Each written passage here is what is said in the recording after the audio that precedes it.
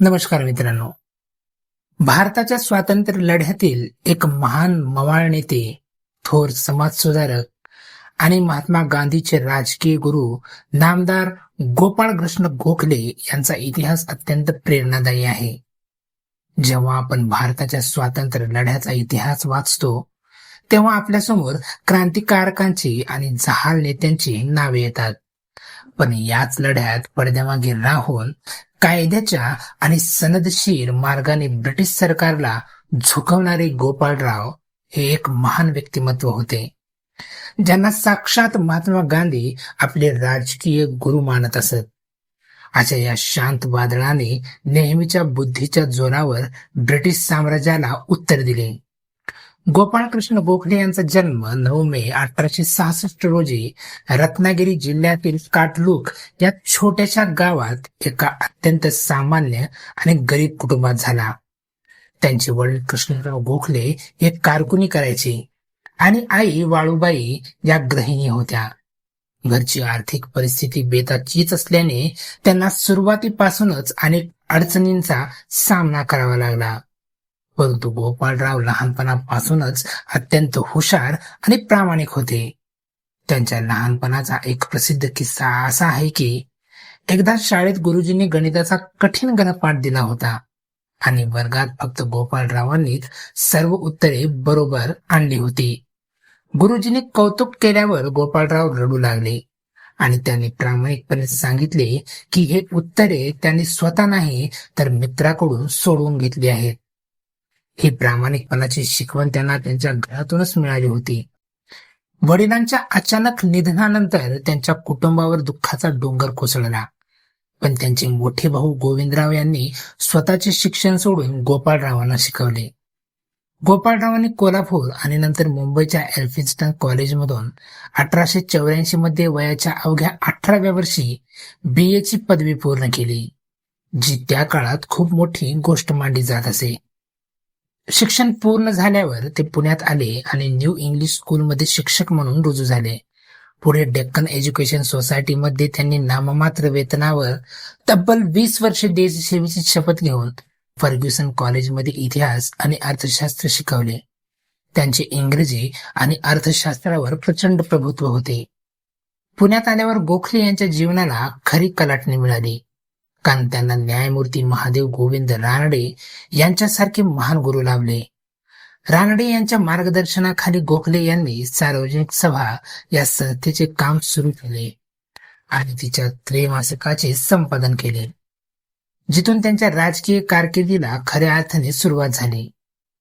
1889 मध्ये गोखले यांनी भारतीय राष्ट्रीय काँग्रेसमध्ये प्रवेश केला. दादाभाई नौरोजी आणि न्यायमूर्ती रानडे यांच्याप्रमाणेच गोखले यांचाही मवाळ विचारसरणीवर पूर्ण विश्वास होता. म्हणजेच इंग्रजांशी थेट भांडण्यापेक्षा कायद्याच्या चौकटीत राहून अर्ज, विनंत्या आणि चर्चेच्या माध्यमातून भारताचे हक्क मिळवणे ही त्यांची कामाची पद्धत होती.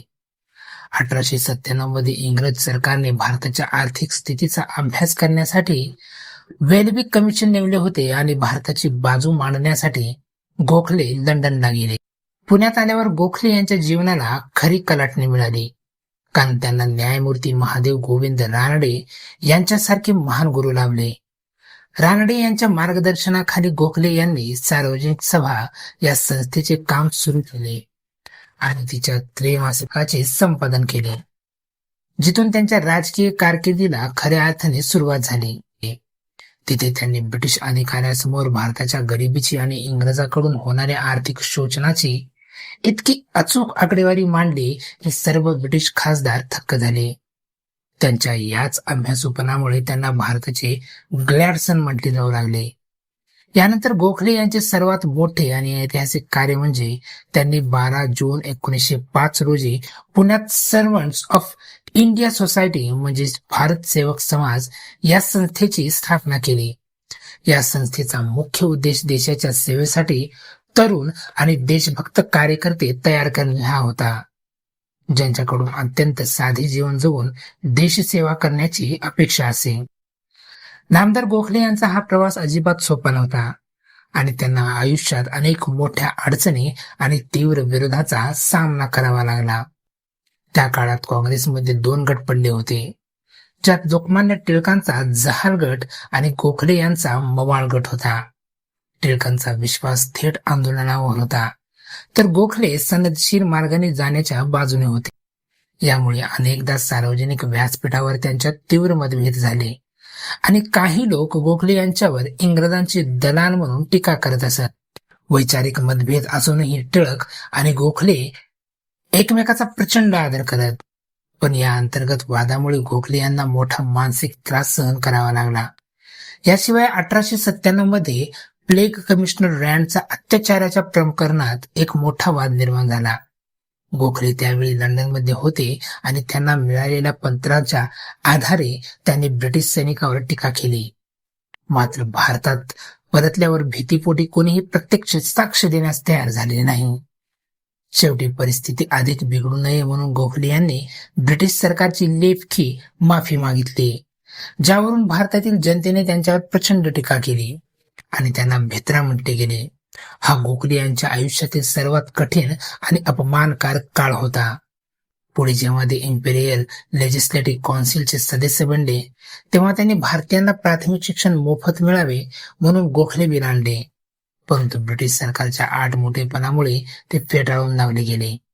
देशासाठी एवढे करूनही ब्रिटिश सरदार दाद देत नव्हते आणि या सततच्या राजकीय धावपळीमुळे त्यांना मधुमेह आणि दम्याचा आजार जडला, ज्यामुळे त्यांचे आरोग्य खालावत गेले. 1912 मध्ये गोखले दक्षिण आफ्रिकेत गेले, जिथे महात्मा गांधी आफ्रिकेतील भारतीयांच्या हक्कासाठी लढत होते.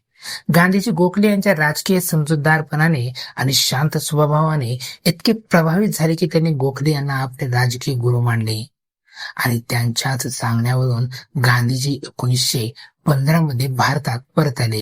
सततचा मानसिक ताण, आजारपण आणि देशाची चिंता यामुळे वयाच्या अवघ्या 49व्या वर्षी 19 फेब्रुवारी 1915 रोजी या महान नेत्याने जगाचा निरोप घेतला. त्यांच्या निधनाने संपूर्ण देश शोकाकुल झाला आणि लोकमान्य टिळकांनी त्यांच्या अंत्ययात्रेत हा भारताचा हिरा, महाराष्ट्राचा दागिना आणि कामगारांचा राजा आज अनंतात विलीन झाला आहे, अशा शब्दात त्यांना श्रद्धांजली वाहिली. गोपाळकृष्ण गोखले यांनी नेहमीच राजकारणाचे अध्यात्मीकरण करण्यावर भर दिला आणि राजकारण म्हणजे फक्त सत्ता नाही, तर ते निस्वार्थी समाजसेवा आहे, हे आपल्या कार्यातून सिद्ध करून दाखवले.